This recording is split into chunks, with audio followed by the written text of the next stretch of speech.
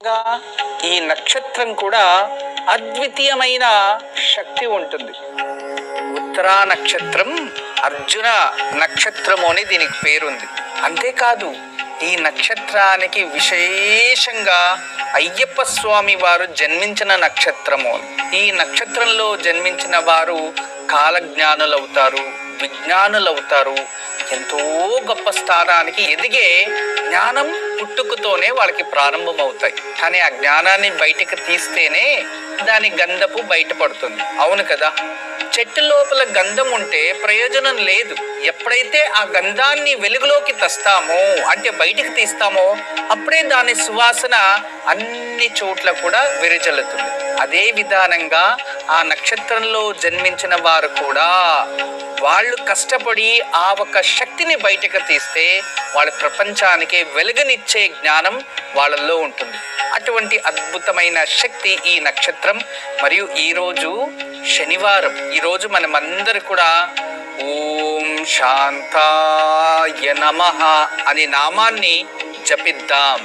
ఈ నామాన్ని ఈరోజు జపించడం వలన మన జీవితంలో మనసుకి సంతోషం, ఎటువంటి దుఃఖంలో ఉన్నా ఆ దుఃఖం నుంచి నివారణ, ఇటువంటివి ప్రాప్తిస్తాయి. బట్ ఈ నామాన్ని 108 సార్లు జపిస్తే చాలా మంచిది. జీవితంలో మీరు ఎప్పుడు కూడా శాంతంగా ఉండాలి అంటే, ప్రశాంతంగా ఉండాలి అంటే ఏం చెయ్యాలి? ఏ శక్తి మీ జీవితంలో ప్రశాంతతని అందిస్తుంది అంటే ఆ శక్తి పేరు సంతృప్తి. ఎవరైతే సంతృప్తిగా జీవిస్తారో వాళ్ళు చాలా ప్రశాంతంగా ఉంటారు. సంతృప్తి లేని జీవితం ప్రశాంతత ఉండదు. అందుకే సంతృప్తి చెందాలి మనిషి జీవితం. మీరు ఏ విషయంలో సంతృప్తి లేదు అనేది ఫస్ట్ తెలుసుకోండి. దాన్ని సరిచేసుకోవడానికి ప్రయత్నించండి. ఖచ్చితంగా మీ జీవితంలో బాగుంటారు.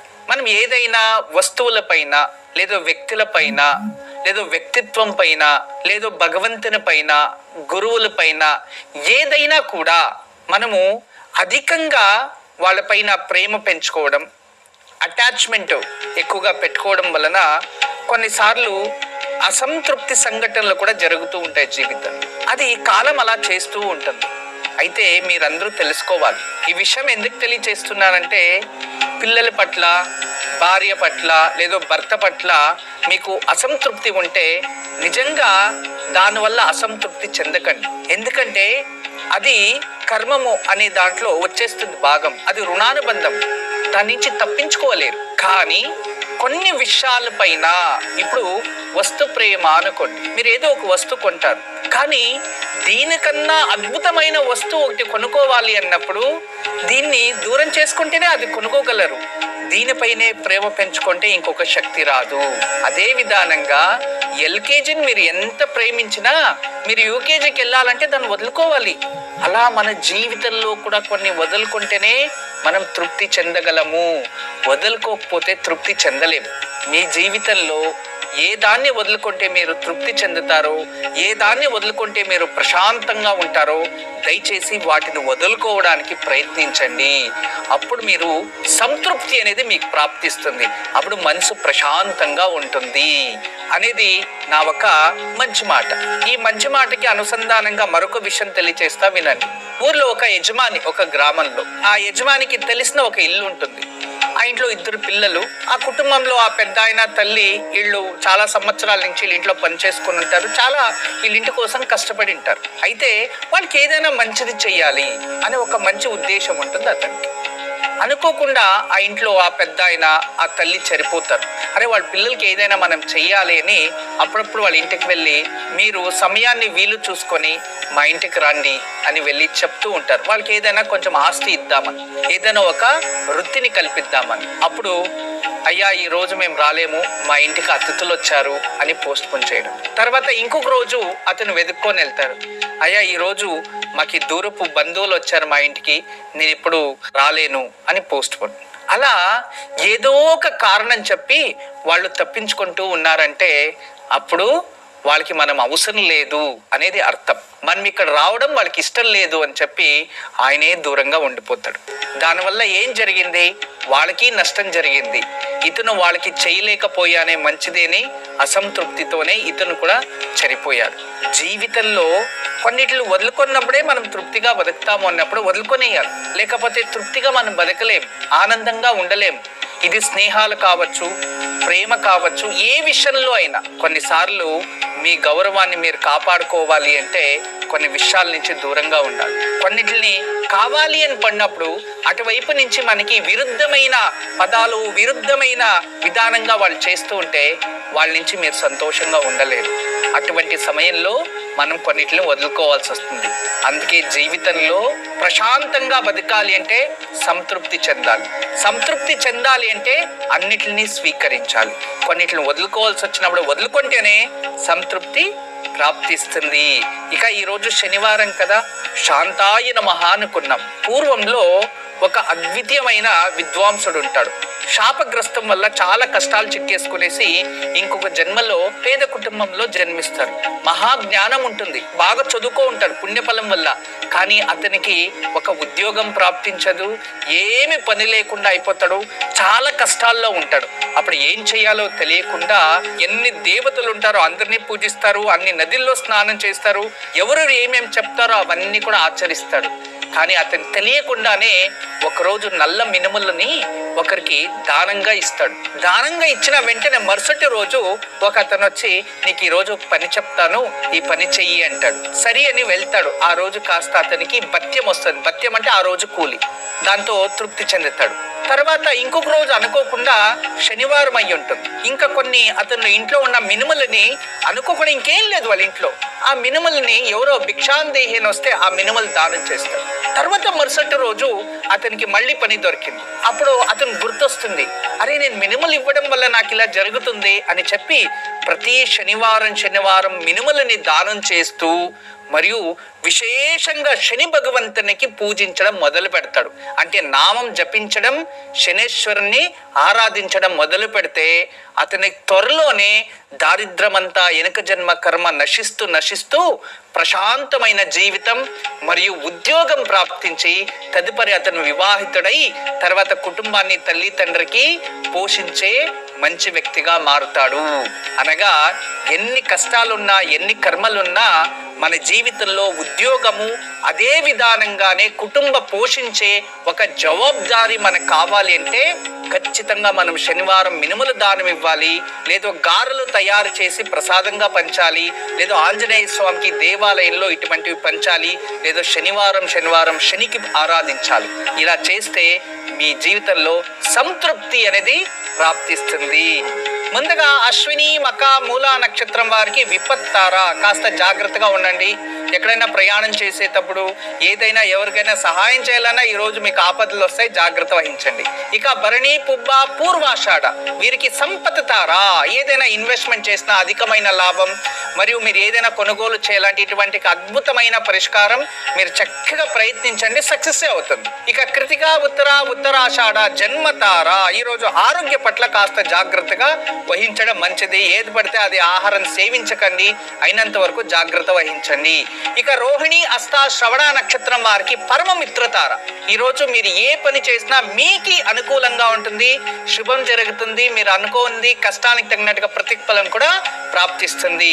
ఇక మృగశిర చిత్త ధనిష్ట నక్షత్రం వారికి మిత్రతార, ఈరోజు విశేషమైన రోజు. మీకు శత్రువులు కూడా మిత్రులు అవుతూ ఉంటారు, కాని పని కూడా జరుగుతూ ఉంటుంది, ప్రయత్నించండి. ఇక ఆరిద్ర స్వాతి శతభిష నక్షత్రం వారికి నైదవతార, ఈరోజు అంత మంచిది కాదు, జాగ్రత్తగా ఉండండి.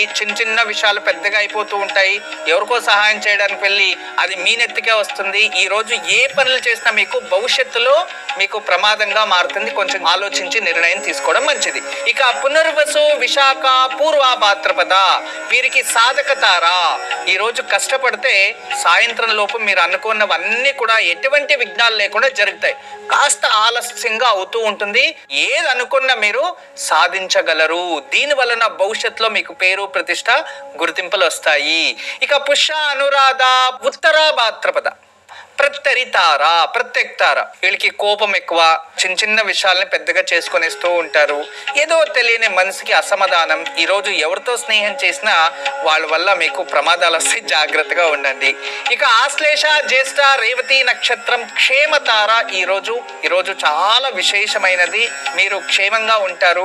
ఏదైనా ఆరోగ్యరీత్యా సమస్యలు ఉంటే డాక్టర్ని కన్సల్ట్ చేయడం, లేదా అమ్మా నాన్నల్ని కన్సల్ట్ చేయడం, లేదా పెద్దవారిని కన్సల్ట్ చేయడం, ఇలా కుటుంబ సభ్యుల్ని ఈ రోజు వెళ్ళి కలవడం ఆనందదాయకంగా ఉంటుంది. ఈ రోజు మీకు అన్ని పనులు సుక్షేమంగా ఉంటాయి. రేపు ఆదివారం, పైగా అష్టా నక్షత్రం. ఆదివారం అష్టా నక్షత్రం. ఏ కారణానికి అప్పులు చేయకూడదు అన్నది కాస్త జాగ్రత్తగా ఉండండి. కానీ అప్పులు తీరిపోవడానికి రేపు అద్భుతమైన పూజ ఉంటుంది.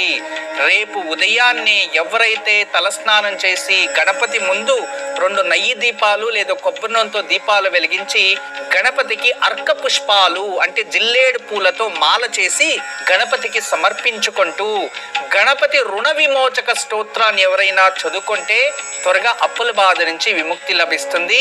రేపు గణపతిని పూజించడం మాత్రం మర్చిపోకండి. ఎవరైనా డబ్బులు ఇవ్వాలి అనుకునే వారు రేపు ఈ పూజ చేసిన తర్వాత దగ్గరలో ఉన్న ఆంజనేయ స్వామి గుడిలో 2 నెయ్యి దీపాలు వెలిగించండి. వచ్చే డబ్బు త్వరగా తిరిగి వస్తుంది.